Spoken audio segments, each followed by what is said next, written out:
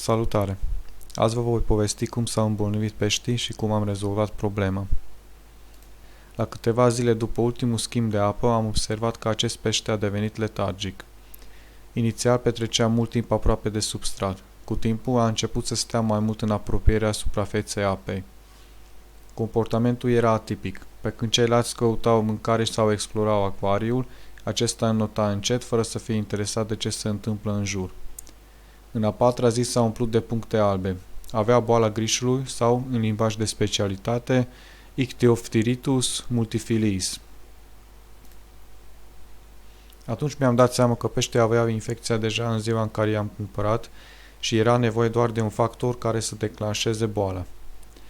Acel factor era schimbul de apă. Apa proaspătă era un pic mai rece decât în mod obișnuit, iar asta a scăzut imunitatea peștilor. Situația era agravată de faptul că am mutat câțiva masculi în acvariu mare, adică am dus boala și în acvariul celălalt. În plus, țin nevertebrat în amândouă acvarii, motiv pentru care nu pot folosi orice medicament. Am început să caut produsul potrivit. Seara deja toți peștii avea corpul acoperit de un strat subțire de catifea. Deci erau cel puțin 2 microorganisme nasoale care își făceau de cap. Până la sosirea medicamentului, am mărit temperatura din acvarii la 26 de grade.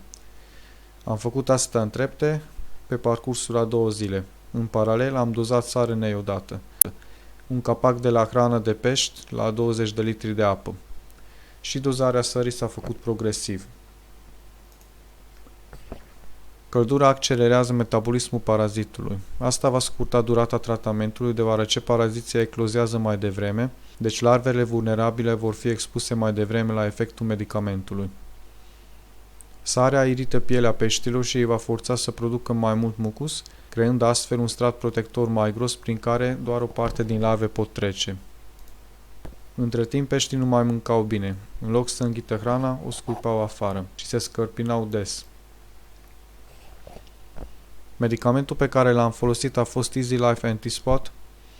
Produsul este făcut pentru tratarea bolii grișului, bolii de catifea și a bolilor de piele.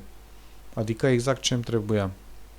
Nu are miros și este transparent, motiv pentru care am luat legătură cu producătorul olandez. Acesta mi-a răspuns în câteva ore și a confirmat că lichidul este asemănător apei. Tratamentul a durat 10 zile, timp în care am dozat de 3 ori. Odată cu terminarea tratamentului a urmat un schimb de apă de circa 50%. De data asta am fost mai atent la temperatura apei proaspete.